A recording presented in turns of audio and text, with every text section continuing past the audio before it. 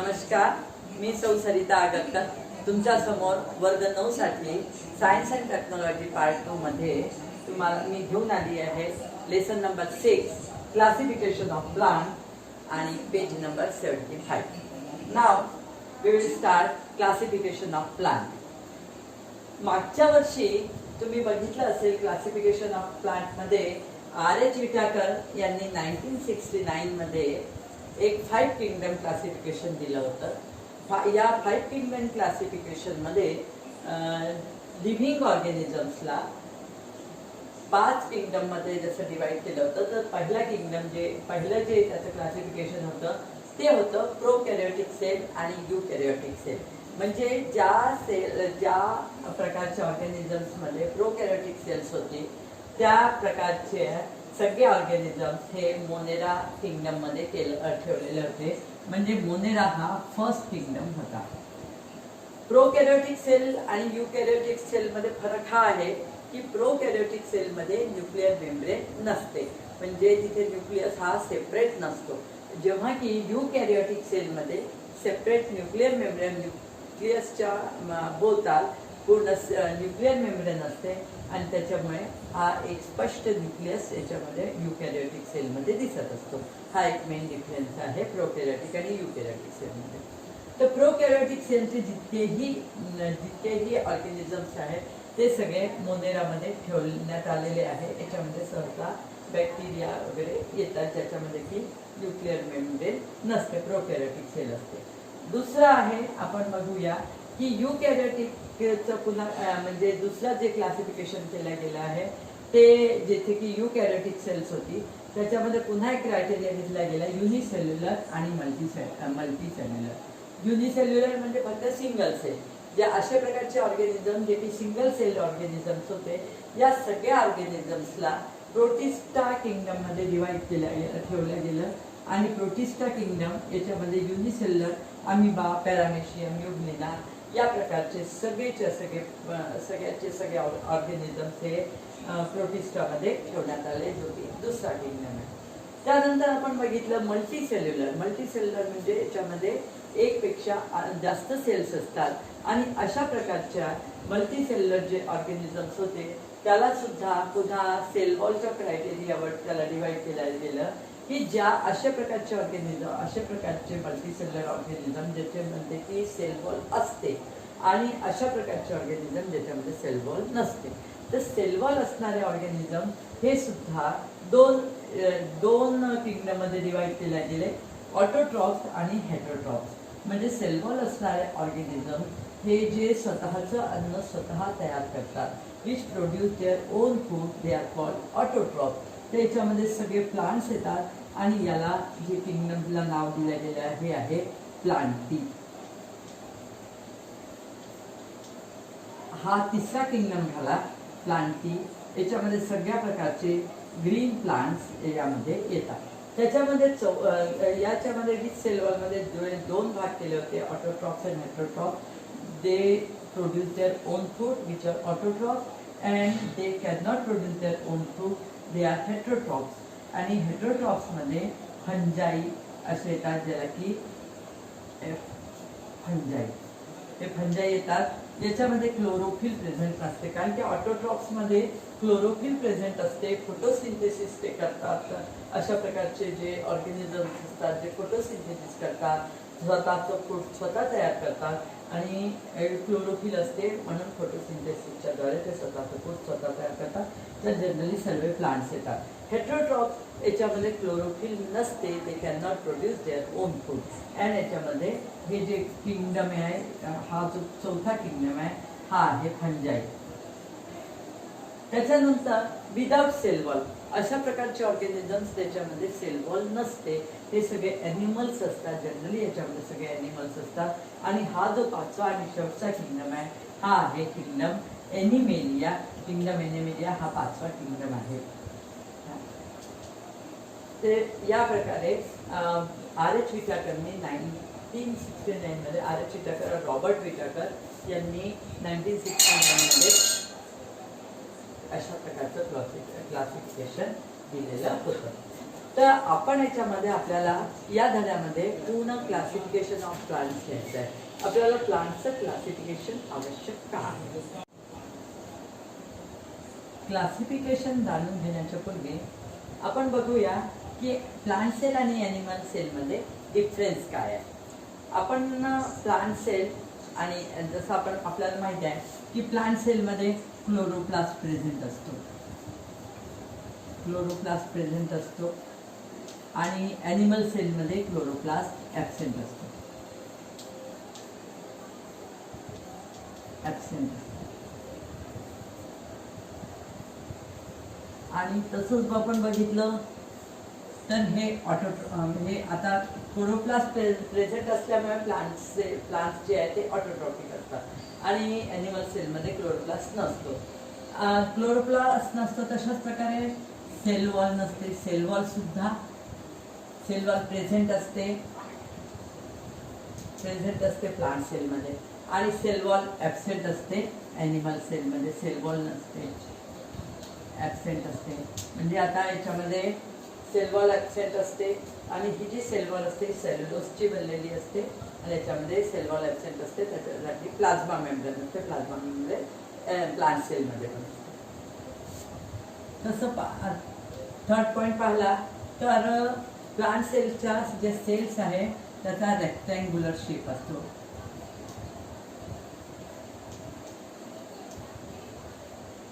Rectangular in shape.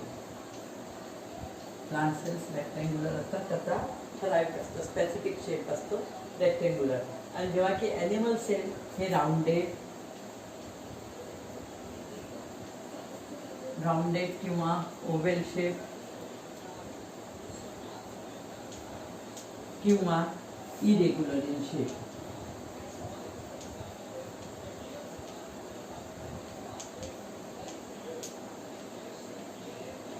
शेपमध्ये सुद्धा हे इरेग्युलर असतात. तसंच आता नंतर पहा तर याच्यामध्ये आपण पाहू व्हॅक्यूल्स जे असतात प्लांट सेलमध्ये एक किंवा दोनच व्हॅक्यूल असतात. सिंगल व्हॅक्यूल अँड बिग व्हॅक्यूल असतात. मोठी असते आकाराने आणि याच्यामध्ये छोट्या असतात. व्हेरियस मायनर इन साईज मध्ये पण खूप छोट्या व्हॅक्यूल्स असतात. अजून एक पॉइंट पाहू आपण. लायसोसोम ॲब्सेंट असते. लायसोसोम ॲब्सेंट असतात जेव्हा की ॲनिमल सेलमध्ये लायसोसोम प्रेझेंट असतात.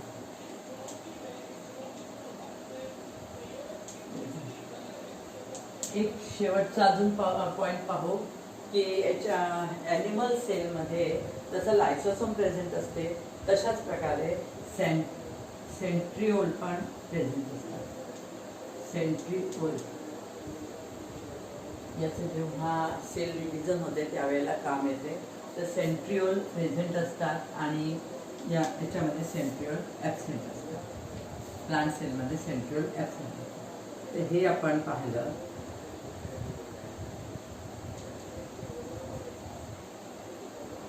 हे आपण बघितलं प्लांट सेल आणि ॲनिमल सेल. हे फक्त तुम्हाला क्लासिफिकेशन सांगून दिलेलं आहे प्लांट सेल ॲनिमल सेलमधलं आणि हे तुम्ही सगळं आजच्या वर्गामध्ये शिकलेलेच आहे. तर आता आपण बघूया की आपल्याला क्लासिफिकेशनची आवश्यकता का असते. आपण बघतो की आपल्याला बरेचसे प्लांट्स आणि ॲनिमल्स जसं पाहिलं तर खूप सारे आपल्या अवतीभोवती बरेचसे प्लांट्स आणि ॲनिमल्स आहेत.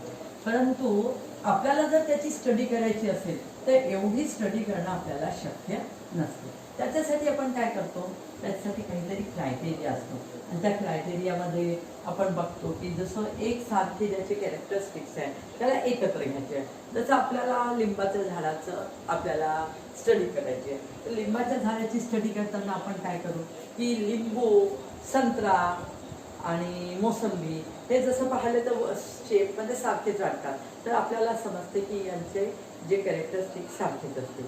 तसंच आता शेंगाचे झाडं आपण पाहिले, तर शेंगाचे सगळे लेग्युमिनस फॅमिलीमध्ये येतात, ते सुद्धा झाडं सारखेच असतात. तर या सगळ्यांचे कॅरेक्टरिस्टिक सारखेच असतात, ते दिसायला सारखे असतात.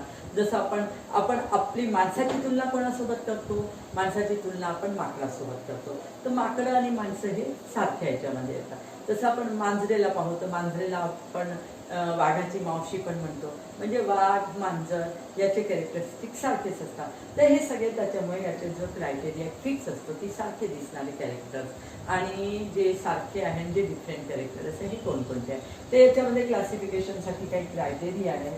सगळ्यात पहिले आपण पाहतो की त्याच्यामध्ये आता आपल्याला क्लासिफिकेशन ऑफ प्लांट्सचं क्लासिफिकेशन करायचं आहे. तर सगळ्यात पहिले आपण घेऊया की त्याच्यामध्ये काय कोणते ऑर्गन्स प्रेझेंट आहे किंवा ॲब्सेंट आहे. प्रेझेंट किंवा absent of organism.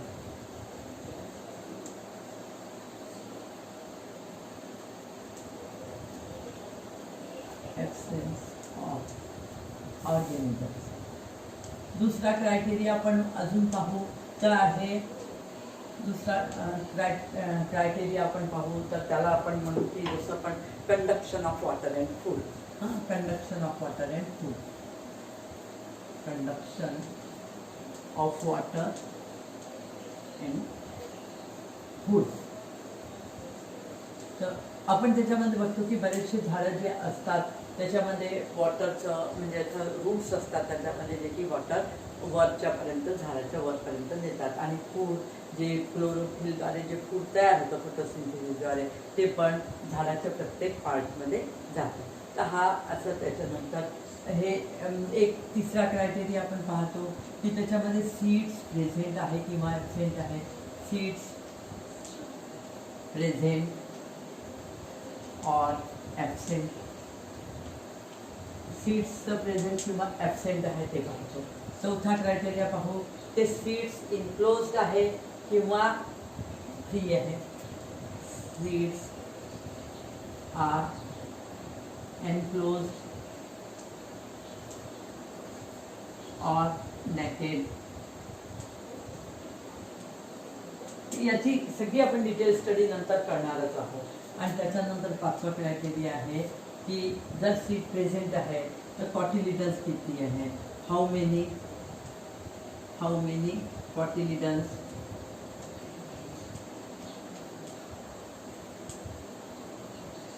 In seeds. हे काही क्रायटेरिया आहे ज्याच्यावर प्लांट्सचं क्लासिफिकेशन केलं जातं. तर हे प्लांट्सचं क्लासिफिकेशन करण्यासाठी जर आता आपण जो क्रायटेरिया पाहू तो म्हणजे हे तर क्रायटेरिया आपण बघितला आहे, तर याच्या बेसिसवर आपण प्लांट्सचं क्लासिफिकेशन कसं करू बघायचं. 1883 मध्ये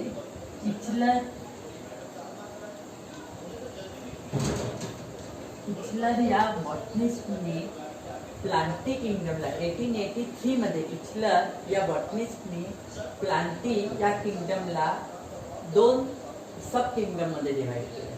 हे सब किंगडम्स 2 सब किंगडम मध्ये डिवाइड केलं आणि हे सब किंगडम होते क्रिप्टोगॅम्स and फॅनोरोगॅम्स.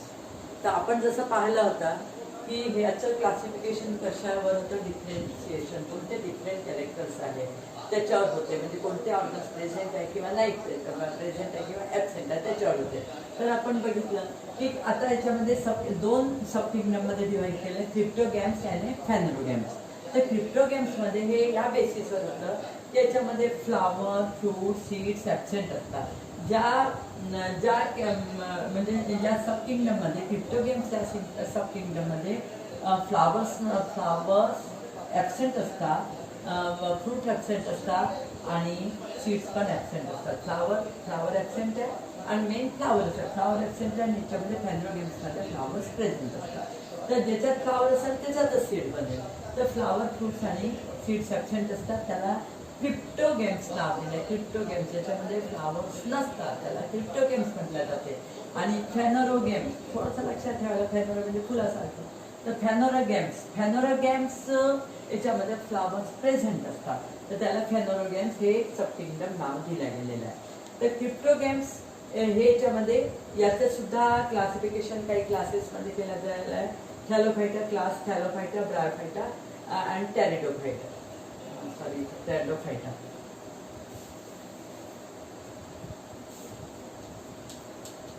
Pteridophyta, Pteridophyta, Thallophyta, Bryophyta आणि टेरिडोफायटा याच्यामध्ये 3 क्लासेसमध्ये याचं डिफरन्सिएशन केलं गेलेलं आहे. तर या तिन्हीमध्ये कोणत्याही प्रकारचे फ्लावर्स नसतात. तर हे 3 क्लासमध्ये याचं क्लासिफिकेशन केलं गेलं आहे. त्याच्यानंतर आपण बघूया फॅनोरोगेम्स. फॅनोरोगेम्सचं याचं क्लासिफिकेशन पुन्हा आपण जसं क्रायटेरियामध्ये बघितलं होतं की ज्याच्यामध्ये सीड्स याच्यामध्ये फ्लावरी प्लांट आहे. फॅनोरोगेम्सचे सगळे प्लांट्स फ्लावरी प्लांट्स असतात. मग फ्लावरी प्लांट्स म्हणजे त्याच्यामध्ये सीड्स असतात. तर सीड्स त्याच्यामध्ये इनक्लोज आहे की नॅकेड आहे. जिम्नो म्हणजे नॅकेड सीड्स म्हणजे हे ओपन असतात, फ्री असतात. आणि एन्जिओस्पर्म म्हणजे जे क्लोज असतात. सीड फ्रुट्समध्ये क्लोज असतात. फ्रुट्समध्ये क्लोज असतात तर त्याला एन्जिओस्पर्म म्हणतात. स्पर्म म्हणजे सीड, ते जे क्लोज असतात. जिम्नो म्हणजे नॅकेड, स्पर्म म्हणजे सीड. तर याच्यात नॅकेड सीड असतात जे ओपन असतात, ज्याला कोणतंच कव्हरिंग नसते. कव्हरिंग याच्यामध्ये जिम्नोस्पर्म्स. आणि जे कव्हरिंग मध्ये असतात म्हणजे फ्रूटची कव्हरिंग असते त्याला एन्जिओस्पर्म मध्ये टाकल्या जाते. तर याचे आपण एक्झाम्पल्स सगळे नंतर घेऊ, पण त्याचं पूर्णपणे डिटेल स्टडी करू तेव्हा. एन्जिओस्पर्मचं आपण पाहूया की त्याला पुन्हा सीड्स तर आहे, सीड्स आहे याच्यामध्ये ते इनक्लोज्ड आहे फ्रुट्समध्ये. मग त्या सीड्समध्ये कॉटिलेडन्स, त्याच्यामध्ये आपण क्रायटेरियामध्ये बघितलं होतं की हाऊ मेनी कॉटिलेडन्स ते. तर त्याच्यामध्ये जर सिंगल कॉटिलिडन असते, सीडमध्ये जर सिंगल कॉटिलिडन असते तर त्याला मोनोकॉटिलिडन्स असे म्हणतात. आणि त्याच्यामध्ये जर 2 कॉटिलिडन्स असते तर त्याला डायकॉटिलिडन्स असे म्हणतात. तर अशा प्रकारे याच्यामध्ये हायर प्लांट्समध्ये डिफरन्सच्या बेसवर प्लांट्सचं क्लासिफिकेशन होते की कोणकोणते डिफरन्सेस त्याच्यामध्ये आहे. त्या बेसवर प्लांट्सचं क्लासिफिकेशन केले जाते. आता याचं डिटेलमध्ये आपण बघूया. In classification of plant, first we take division Thallophyta. In division Thallophyta there are some characteristics of Thallophyta. Thallophyta मध्ये म्हटलं तर ते they are grow in water. Usually they are grow in वॉटरमध्येच ते वाढतात. दूसरा पॉइंट आहे त्याचं थॅलोफायटा कॅरेक्टरिस्टिक्स आहे. They do not have root, stem, leaf and flowers.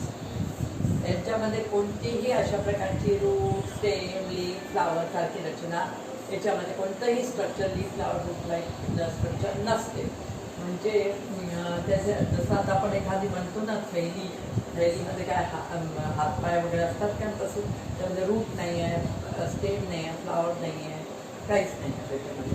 एका थैलीसारखी रचना आपल्याला पाठ करायलाही बरोबर आहे की थॅलोफायटा म्हणजे थैलीसारखी रचना की they do not have root, stem, leaf and flowers. So they are included in division Thallophyta. The plants which are autotrophic have chloroplast, they call algae. जे प्लांट्समध्ये या प्लांट्समध्ये क्लोरोप्लास्ट असते, क्लोरोफिल असते. क्लोरोफिल असलं तर अशा प्रकारच्या प्लांट्सला ॲल्गी म्हणतात ज्याच्यामध्ये क्लोरोफिल असते. आणि जे प्लांट्स याच्यामध्ये तेही प्लांट इन्क्लुडेड असतात ज्याच्यामध्ये क्लोरोफिल नसते. दे do not have chlorophyll. The plants which do not have chlorophyll they are called fungi. तर याच्यामध्ये पहिले आपण ॲल्गी बघू की ज्याच्यामध्ये क्लोरोप्लास्ट आहे ते ऑटोट्रॉफिक आहे. ऑटोट्रॉफिक आहे म्हणजे ते फोटोसिंथेसिस करतात, स्वतःचं अन्न स्वतः तयार करतात, ते प्रोड्यूस देअर ओन फूड. आता आपण बघूया कॅरेक्टरिस्टिक्स ऑफ ॲल्गी. ॲल्गी काय आहे? आपण म्हटलं की ज्याच्यामध्ये क्लोरोफिल असते, क्लोरोप्लास्ट असते त्याला ॲल्गी म्हटलं जाते. मग ॲल्गी काय आहे? ते ॲल्गीचे पण आपण कॅरेक्टरिस्टिक्स पाहू. ॲल्गी दे मे बी युनिसेल्युलर आणि मल्टीसेल्युलर. म्हणजे ते युनिसेल्युलर पण असू शकतात, सिंगल सेल. युनिसेल्युलर म्हणजे सिंगल सेल आणि मल्टीसेल्युलर म्हणजे त्याच्यामध्ये एकापेक्षा जास्त सेल्स आहेत, ते मल्टीसेल्युलर असू शकतात. तशाच प्रकारचे structure may be microscopic or large. Microscopic म्हणजे मायक्रोस्कोपच्या खाली आपण त्याला बघू शकतो किंवा ते मोठे नेकेड आईजने पण बघितल्या जाऊ शकतात. त्याच्यानंतर they may be fresh water algae or saline water algae. म्हणजे some of them they live in fresh water म्हणजे नदी नाले जे फ्रेश वॉटर म्हणतात त्याला. आणि some of them they may be live in saline water. Saline म्हणजे समुद्री पाण्यामध्ये जिथे क्षार असतात अशा प्रकारचे सलाईन वॉटर. त्याच्यानंतर बघूया they have soft and thread like body. यांची बॉडी कशी असते, सॉफ्ट असते आणि फायबर लाईक किंवा थ्रेड लाईक बॉडी याच्यामध्ये असते. याचे काही एक्झाम्पल्स आहे स्पायरोगायरा, युलोथ्रिक्स, अल्वा, सॉर्गसम आणि खंजाईमध्ये सुद्धा यीस्ट आणि काही मोल्ड्स. यीस्ट ज्याने आपण खमीर म्हणजे आपण जनरली ब्रेड्स वगैरेमध्ये बेकरीमध्ये यीस्ट वापरतात ते यीस्ट आहे. आणि मोल्ड्स म्हणजे आपल्या ब्रेडला पोळीला जनरली असे फंगस लागते ना, त्याला मोल्ड्स म्हणतात. तर हे सुद्धा त्याच्यामध्ये थॅलोफायटामध्ये इन्क्लूड आहे. तर हे याचे एक्झाम्पल्स आहेत. आता तुम्हाला मी सांगते की जसं आपण आता हे कुठे मिळते, तर तुम्ही जनरली नदी वगैरेमध्ये, नदी तलावमध्ये कुठेतरी फिरायला गेले असतात तर तुम्हाला तिथे दिसते की थोडंसं चिकनाई आलेली आहे, कुठेतरी असं आपला पाय घसरतो. तर पाय घसरतो म्हणजे काहीतरी हिरवं शेवाळ लागलेलं असतं, आपण शेवाळ म्हणतो त्याला. हिरवं शेवाळ लागलेलं असते, तिथे आपला पाय पटकन स्लिप होतो. तर अशा ठिकाणी त्या नदी वगैरेमध्ये आपण गेलं फिरायला वगैरे तर तिथून आपण थोडीशी जर एल्गी आली, ते शेवाळ आहे ते एका पॅट्री डिशमध्ये एका बॉटलमध्ये भरून ती घेऊन यायचं घरी ठेवून. त्याला त्याच्यानंतर शाळेत आल्यानंतर त्याला त्याचे जे अलग थ्रेड्स असतात, थ्रेड लाईक बॉडी असते त्याची, थ्रेड्स आहेत दोरे त्याचे असतात, ते वेगळे करायचे निडल्सनी आणि वेगळं करून त्याला स्लिप लावून जर कंपाऊंड मायक्रोस्कोपच्या खाली बघितले तर आपल्याला असं दिसून येते की म्हणजे त्याची स्पायरोगायरा, जनरली हे जी शेवाळ असते ते स्पायरोगायरा असते. तर ते स्पायरोगायरा आपल्याला कंपाऊंड मायक्रोस्कोपच्या खाली बघता येते. तर आपण बघूया की त्याचं स्ट्रक्चर कसं असते. त्यामध्ये मी तुम्हाला दाखवते, एखादं चित्र येते तुम्हाला काढायला वगैरे परीक्षेमध्ये. तर याचं स्ट्रक्चर कसं असते त्याच्यामध्ये थोडक्यात मी बघून दाखवते तुम्हाला. अशा प्रकारचं हे युनिसेल्युलर, तसं मल्टीसेल्युलर आहे. थ्रेड लाईक स्ट्रक्चर आहे ना, हे याला एकाला चिपकलेले असे सेल्स असतात बरेचदा, एकावर एक असे सेल्स असतात त्याच्यामध्ये. आणि याच्यामध्ये मध्ये एक न्यूक्लियस असते, हे न्यूक्लियस आहे. याच्यामध्ये एक महत्त्वाचं पार्ट हे आहे की याचं जे क्लोरोप्लास्ट आहे ते क्लोरोप्लास्ट स्पायरल शेप असतं. Spiral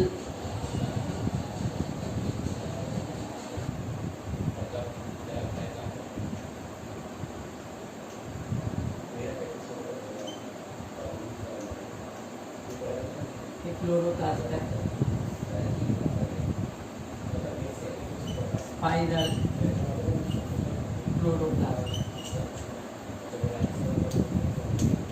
spiral chloroplast.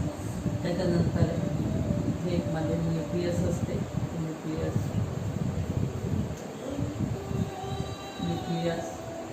तसंच हे जे आहे याच्यावर पायरिनॉइड्स आहे, पायरिनॉइड्स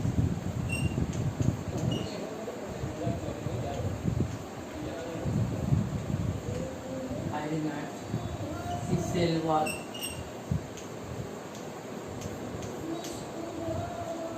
तर अशा प्रकारे याच्यामध्ये सायटोप्लाझम पण भरलेलं असते थोडंफार.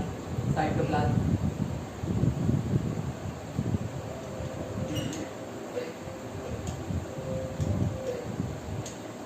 तर हे याचं स्ट्रक्चर आहे, आपण याला काढू शकतो. तर एकच थ्रेड काढला तरी चालते, आपल्याला फक्त स्पायरल दाखवायचं असते. दुसरा थ्रेड जर आपल्याला अवघड वाटत असेल तर एक थ्रेड बघा, पहिला थ्रेड काढला तर तोच काढून द्यायचा, दुसरा थ्रेड करायची आवश्यकता नाही, कारण की आपल्याला दाखवायचं आहे की याचा क्लोरोप्लास्ट स्पायरल शेप असतो. तर हे आपण पाहिलं स्पायरोगायराची रचना, हे स्ट्रक्चर आहे स्पायरोगायराचं.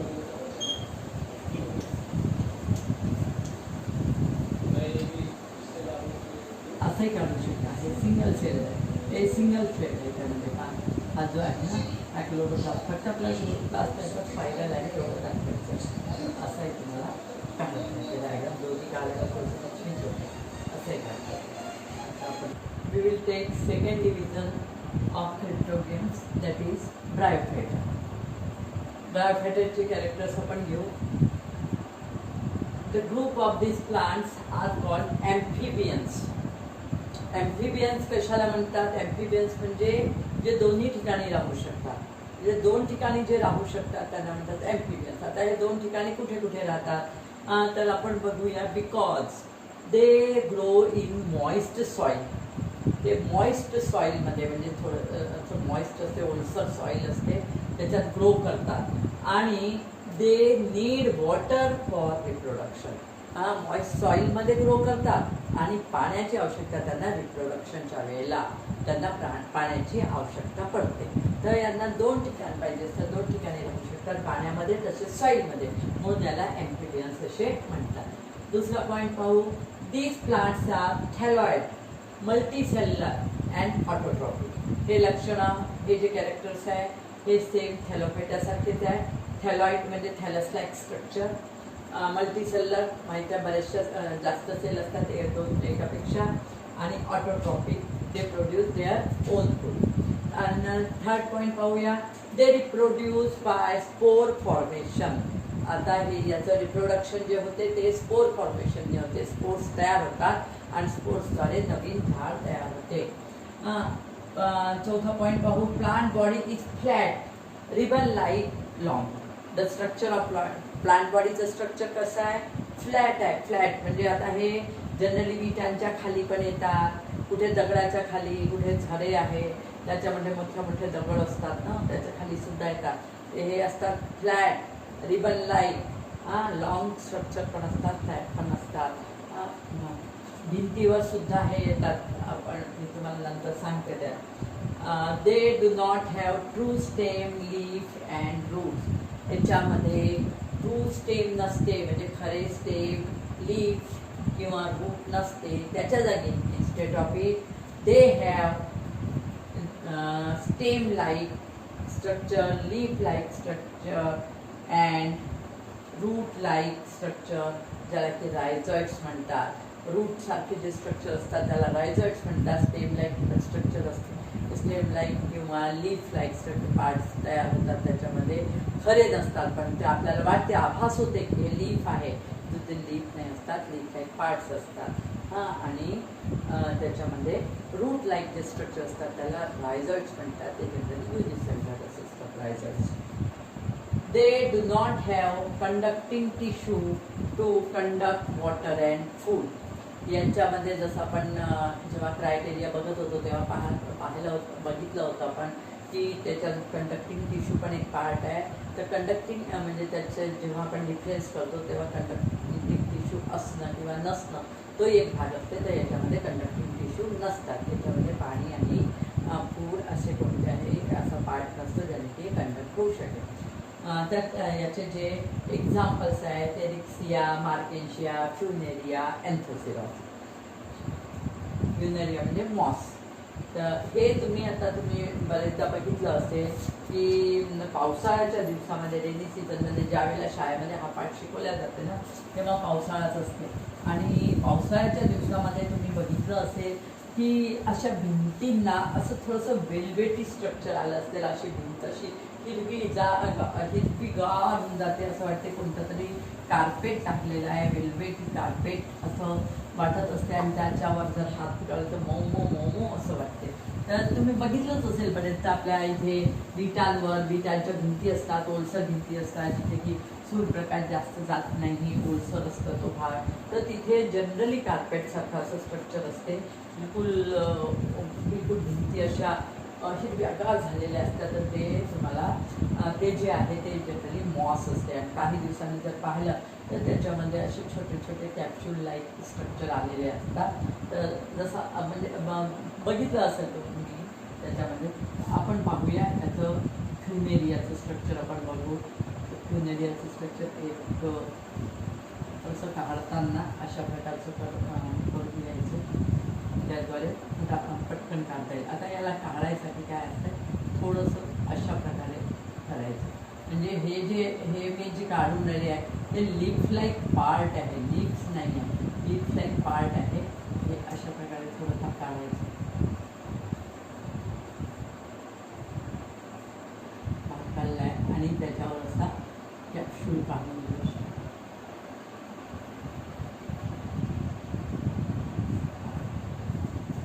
कॅप्सूल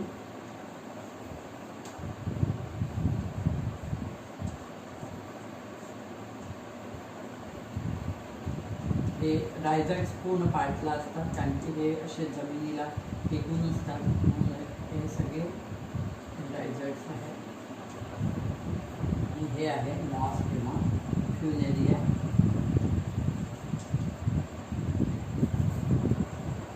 याला आपण डिसेक्टिंग बॉक्स, डिसेक्टिंग मायक्रोस्कोप असते ना, छोटा मायक्रोस्कोप असते, त्याच्या खाली आपण बघितलं तर असं व्यवस्थित आपल्याला दिसून येते, कॅप्सूल सहित सगळं दिसून येते आपल्याला. अशा प्रकारे हे पूर्णपणे दिसून येते. लीव्सला स्ट्रक्चर पण दिसतात, त्याचे रायझाइड्सही दिसतात. हे सॉईल मातीमध्ये असतात, सॉईलमध्ये त्याच्या इथे असे स्ट्रक्चर असतात आणि त्याच्यातून मधून अशी ॲक्सिस निघाली असते, स्टॉक निघालेला असतो, ज्याला की टिपवर कॅप्सूल असतं. तर हे आपलं फ्युनेरिया स्ट्रक्चर. फ्युनेरिया तिसरा डिव्हिजन ते आहे टेरिडोफाइटा. क्रिप्टोगेम्समधला तिसरा डिव्हिजन टेरिडोफाइटा. याचे कॅरेक्टरिस्टिक बघूया आपण. The group of this plants have well developed root, stem and leaves. आतापर्यंत आपण पाहिलं की त्याच्यामध्ये रूट, स्टेम अँड लिव्सचं डेव्हलपमेंट नाही झालेलं आहे. ब्रायोफायटामध्ये पाहिलं की लीफ लाईक स्ट्रक्चर दिसले आपल्याला, रूट लाईक स्ट्रक्चर पण दिसले, परंतु थॅलोफायटामध्ये काहीही नव्हतं. तर याच्यामध्ये well developed root, stem and leaves याच्यात दिसायला लागले. Then they have conducting tissue for conduction of food and water. आपण बघितलं होतं की ब्रायोफायटामध्ये कोणत्याच प्रकारचं कंडक्टिव्ह टिश्यू नव्हतं आणि थॅलोफायटामध्ये तर काहीच नव्हतं, कोणत्याच प्रकारचं, त्याच्यामध्ये कोणतेच पार्ट्स नव्हते. तर पण इथे आपल्याला मात्र कंडक्टिंग सिस्टम दिसायला लागलेला आहे की फूड, कारण की हे जे प्लांट्स असतात हे जरा 1-2 मीटरपर्यंतचे असतात, फर्न्स असतात. हे शोई प्लांट्स आहे. जनरली आपण आता गणपती वगैरे पाहतो तर शोसाठी लोक याला लावतात. फर्न्स म्हटलं जातं याला, शोसाठी याला लोक घरात पण लावतात आणि बगीच्यांमध्ये पण लावतात. तर हे शोई प्लांट्स आहे आणि 1-2 मीटरपर्यंतचे होतात, काही त्याच्यामध्ये पण असतात. तर याच्यामध्ये मग तितक्या दूर त्यांना फूड आणि वॉटर सप्लाय झालं पाहिजे, म्हणून त्याच्यामध्ये कंडक्टिंग सिस्टम चांगलं असते. म्हणजे well develop, they have well develop conducting system. नंतरचा पॉईंट पाहू की they do not bear flowers and fruits. आपण याला क्रिप्टोगेम्समध्ये टाकलेलं आहे. क्रिप्टोगेम्समध्ये फ्लावर्स नसतात, ते आपण बघितलं आहे. क्रिप्टोगेम्स म्हणजे they do not bear flowers and fruits. They do not have flowers and fruits. आणि त्यालाच आपण क्रिप्टोगेम्समध्ये टाकलं होतं. आणि जे फ्लावरी प्लांट्स आहे त्याला फेनरोगेम्समध्ये टाकलं होतं. तर हे क्रिप्टोगेम्स आहे म्हणून त्याच्यामध्ये नक्कीच फ्लावर आणि फ्रुट्स राहणार नाही. They are included in cryptogams. क्रिप्टोचा अर्थ काय? हिडन, लपलेले आहे. क्रिप्टोज म्हणजे लपलेले, हिडन, आणि गेम्स म्हणजे रिप्रोडक्टिव्ह ऑर्गन. म्हणजे याच्यामध्ये जे रिप्रोडक्टिव्ह ऑर्गन्स आहे ते हिडन आहे, लपलेले आहे, म्हणून याला क्रिप्टो गेम्समध्ये पूर्ण याला टाकलेलं जातात. कारण की स्पोर फॉर्मेशन तर होतेच आहे. स्पोर फॉर्मेशन आपण थॅलोफायटा, ब्रायोफायटा आणि टेरिडोफायटा तिन्हीमध्ये आपण स्पोर फॉर्मेशन पाहू. म्हणजे स्पोरद्वारे यांचं रिप्रोडक्शन होते, पण ते एसेक्शुअल रिप्रोडक्शन होते. तर त्याच्यामध्ये हिडन रिप्रोडक्टिव्ह ऑर्गन्स आहे, म्हणून याला क्रिप्टोगेम्समध्ये टाकलेलं आहे. They reproduce asexually with the help of spores which form posterior side of the leaf. आता ह्याच्यामध्ये आपण पाहिलं की जे एसेक्शुअल रिप्रोडक्शन आहे ते स्पोर फॉर्मेशनद्वारे होते. आणि हे स्पोर्स कुठे तयार होतात? आता त्याच्या आपण जसं की ब्रायोफायटामध्ये कॅप्सूल बघितलं होतं, कॅप्सूलमध्ये स्पोर्स तयार होतात. आणि थॅलोफायटामध्ये जसं आता आपण मोल्ड्स वगैरे पाहिलं, ज्याच्या कधी कधी आपण ब्रेड्स वगैरे कसे एखाद्या डब्यामध्ये पॅक करून ठेवली पोळी, ब्रेड वगैरे, तर मग काही दिवसांनी जर त्याला पाहिलं तर आपल्याला असं काळा धुवा उठलेला दिसतो, तर ते स्पोर्स असतात, त्याच्याद्वारे ते रिप्रोडक्शन करतात. तर ते थॅलोफायटामध्ये येतात आणि ब्रायोफायटामध्ये आपण कॅप्सूलमध्ये पाहिलेलंच होतं. आणि त्याच्यानंतर आता यामध्ये सुद्धा स्पोर्स तयार होतात आणि स्पोर्स हे लीफच्या पोस्टिरियर साईडला, लिप्सच्या मागच्या बाजूला बॅक साईडला ब्राऊन कलरचे त्याच्यात असे स्पॉट्स असतात. मी आता तुम्हाला चित्र काढून दाखवते. ब्राऊन कलरचे स्पॉट्स असतात.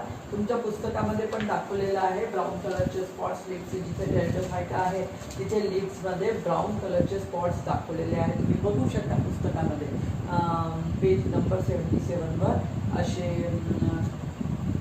स्पोरेंजिया इन सोराई ऑन लिफलेट्स असं लिहिलेलं आहे तिथे. तर ते स्पोरेंजिया दाखवलेले आहे त्याच्यामध्ये. त्या स्पोरेंजियामध्ये स्पोर्स असतात. तर ते तुमच्या पुस्तकामध्ये दाखवलेलं आहे.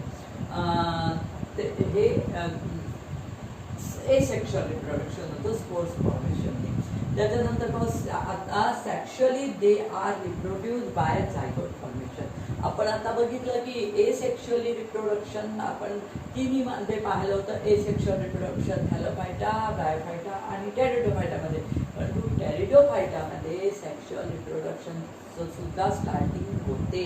स्टार्टिंग झालेलं आहे कारण की इथे सांगितलेलं आहे की sexually they are reproduce by zygote formation. इथे झायगोट तयार होतात. इथे दोन प्लांट्स मेल आणि फिमेलच्या सहायताने, मेल आणि फिमेल प्लांट्सच्या सहायताने झायगोट फॉर्मेशन होते आणि झायगोट फॉर्मेशन होते म्हणजे सेक्शुअल रिप्रोडक्शन होते. त्याच्यामध्ये दोन प्लांट यूज होतात. तर ते झायगोट फॉर्मेशन म्हणजे इथे सेक्शुअल रिप्रोडक्शनची सुरुवात होते. आता याचे आपण एक्झाम्पल्स पाहू. फॉन्स हे तर एक्झाम्पल्सचे फॉन्स आहे. खूप घनदाट जिथे नदी वगैरे असते, नदी वगैरेच्या टाकी हे छान फॉन्स भरपूर असतात. तिथे आपल्याला ओळखता आले पाहिजे. फक्त फॉन्स भरपूर असतात नदीच्या टाकी वगैरे. नदीच्या म्हणजे जंगल एरियात असतं ना घाटी वगैरे म्हणजे तिथे भरपूर फॉन्स असतात. ते याचे जे एक्झाम्पल्स आहे त्याला सगळ्यांना फॉन्स ग्रुपमध्येच टाकल्या जाते. हे आहे lycopodium, Selaginella, नेफ्रोलॅप्सिस, Marsilea, Adiantum, equisetum, teres हे सगळे याचे टेरिडोफायटाचे एक्झाम्पल्स आहेत. तर आता आपण त्याच्यामध्ये थोडंसं लीफचं स्ट्रक्चर पाहून घेऊयाचे की याच्यामध्ये आपण म्हटलेलं आहे की रूट, स्टेम आणि लीव्स फार डेव्हलप्ड असतात. म्हणजे इथे डेव्हलपमेंटची सुरुवात झालेली आहे. डेव्हलप असतात म्हणजे खूप एकदम मोठ्या प्लांटसारखं नसतात कारण ते क्रिप्टोगेम्स आहे, त्यामध्ये फ्लॉवर्स नाही आहे. पण हा सगळ्यात क्रिप्टोगेम्समधला सगळ्यात हायर प्लांट आहे. तर त्याच्यामुळे आपण हे त्या तुलनेमध्ये डेव्हलप आहे. तर तुम्ही आता याच्यामध्ये जे स्टेम असते ते आता याला रायझोम म्हटल्या जाते. अशा प्रकारचे त्रिकोणी स्टेम असते, याला रायझोम म्हटल्या जाते. रायझोम म्हटल्या जाते. आणि याच्यापासूनच ब्रांचेस निघतात. म्हणजे स्टेम मोठं नसते, छोटंसं त्रिकोणी टाईपचं, त्याला रायझोम म्हणतात. आणि इथूनच याच्या ब्रांचेस सुरू होतात, लीव्स इथूनच सुरू होतात. आता याच्यामध्ये तुम्ही कधी शोई प्लांट्स पाहिले असतील तर त्याच्यामध्ये पहा तुम्हाला अशा प्रकारचे एखादं प्लांट दिसते जे सुरुवातीला जी लीव्स येतात ते अशा प्रकारचे स्पायरल असतात. बिलकुल म्हणजे असे गुंडाळलेले असतात. हे अशा प्रकारचे लीव्स आपल्याला सुरुवातीला त्याच्यामध्ये दिसून येतात जेव्हा नवीन लीफ फॉर्मेशन होते. आणि त्याच्यानंतर अशा बऱ्याचशा लीव्स याच्यामध्ये निघतात, मोठ्या होतात. आणि हे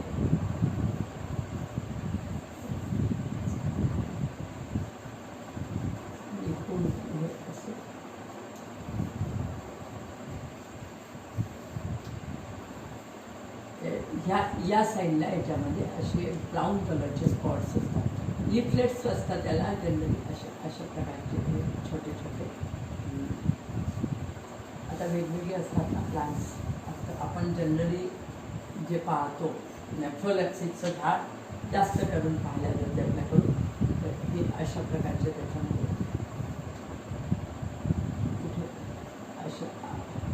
हे खूप झालेलं असते किंवा कमी असं काही हे नाही आहे. लिफलेट्स अशा प्रकारे असतात किंवा असं फॉर्मेशनही असते लिफचं.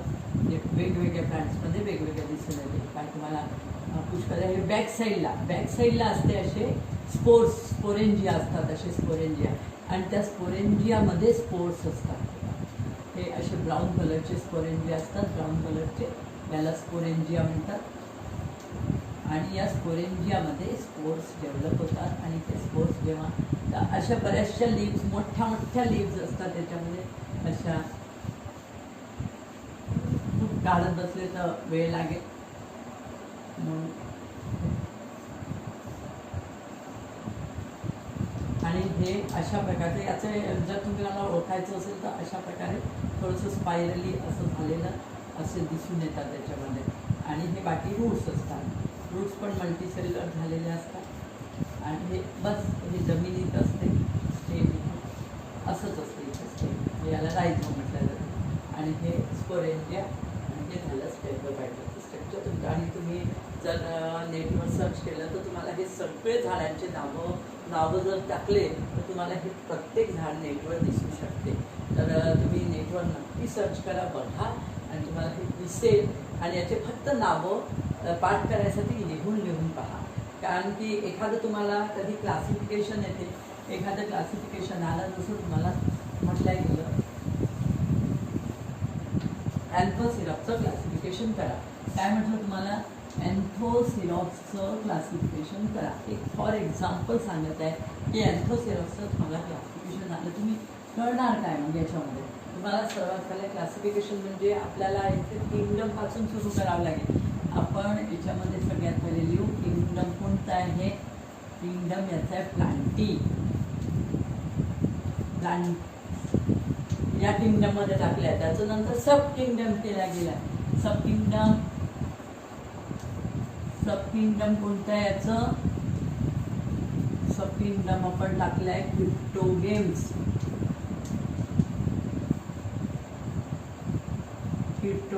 आता क्रिप्टोगेम्स कारण की त्याचे दोन पार्ट, म्हणजे पहिले तुम्हाला विचार काढून दिलेला आहे. क्रिप्टोगेम्स नंतर, आता त्याच्यानंतर आपण याच्यामध्ये जाऊ डिव्हिजनमध्ये. कारण की क्रिप्टोगेम्सचे आपण 3 पार्ट केलेले होते आणि त्या 3 पार्टमधून हे कशात येते आपण पाहायचं. तर आपण 3 पार्ट केले होते, थॅलोफायटा, ब्रायोफायटा आणि टेरिप्लोफायटा. अँथोसिरॉप्स कशात येते? ब्रायोफायटामध्ये. मग आपल्याला इथे लिहावं लागेल ब्रायोफायटा. आणि नंतर आपल्याला स्पीशीजचं नाव टाकावं लागेल. स्पीशीज कोणते आहे त्यांनी आपल्याला दिलेलेच आहे. अँथोसिरॉप्स हे आपल्याला लिहिलं तर आपण अँथोसिरॉप्सचं हे आपलं क्लासिफिकेशन झालेलं आहे. हे झालं अँथोसिरॉप्सचं क्लासिफिकेशन. जर याच्या जागी आपल्याला टेरिस दिलं तर आपण काय करणार आहे? आपल्याला दिलं आहे म्हणजे स्पीशीज आपल्याला दिलेली, टेरिस दिलं. तर टेरिस दिल्यावर आपल्याला इथे हे तर आपल्याला सेम ठेवावं लागेल की किंगडम, प्लांटी, सब किंगडम, क्रिप्टोगेम. आणि डिव्हिजनमध्ये आल्यानंतर टेरिस हे फर्न आहे. फर्न आहे म्हणजे टेरिडोफायटामध्ये येते, म्हणून आपल्याला इथे टेरिडोफायटा असं टाकावं लागणार आहे. आणि त्याच्यानंतर स्पीशीजच्या जागी आपण याचं टेरिस. तुम्हाला हा व्हिडिओ आवडला असेल, चांगला वाटला असेल, समजलं असेल तर नक्की याला सबस्क्राईब करा, शेअर करा, मित्रांनाही सांगा.